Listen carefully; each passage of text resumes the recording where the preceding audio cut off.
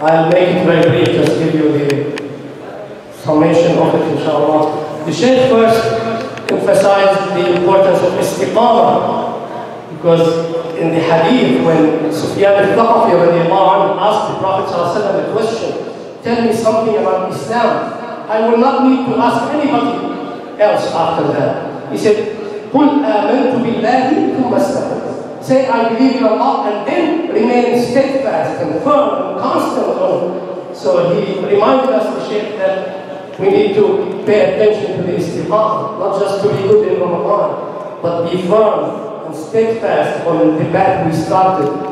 And he warned us about abandoning the Quran and mentioned the ayah in Surah Al-Furqan.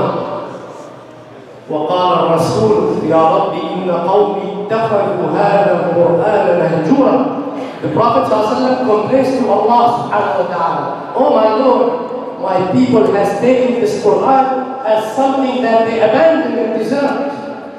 And the Shaykh mentioned that when a prophet makes a dua, Allah subhanahu wa ta'ala answers his dua. So if he complains about us being among those who abandon the Quran, we should be frightened by that, because that means Allah is going to answer his complaint and punish us for not holding to the book of Allah subhanahu wa ta'ala. And he also reminded us not to abandon the Jama'ah prayer. He complained, like I did, about the Fajr, the one line. And then he mentioned all the other Jama'ah prayers, not just the Fajr.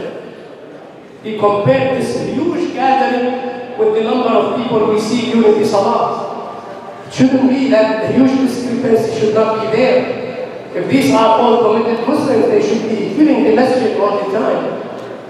And he also reminded us of the importance of Silatul Rahim, to keep ties with your relatives, because Allah warned those who cut and sever the tie of kinship. فهل عسيتم إن توليتم أن تفسدوا في الأرض وتقطعوا أرحامكم أولئك الذين لعنهم الله. Allah subhanahu wa ta'ala curses in the Quran those who sever the ties of kinship.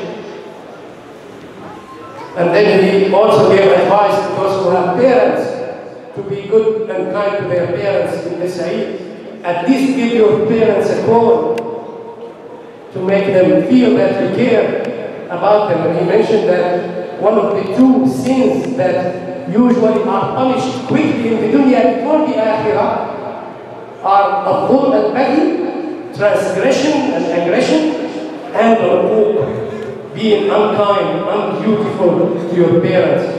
And then finally he also reminded us to remember our brothers and sisters who are suffering and keep them in our, at least help them with dua and with money. That's the least we can do.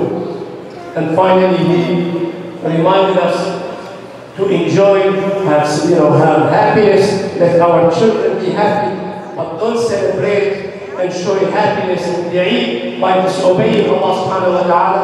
And he gave a special word to the sisters, as the Prophet ﷺ did in his khutbah in Eid. After he talked to the imams in Bukhari, after he talked to the men, he turned to the women and told them that إِنِّي رَأَيْتُ أَكْثَرَ أَهْلِ النَّارِ. So he reminded the sisters to be modest and to follow the Islamic adab as they celebrate their Eid. Jazakumullah khairan.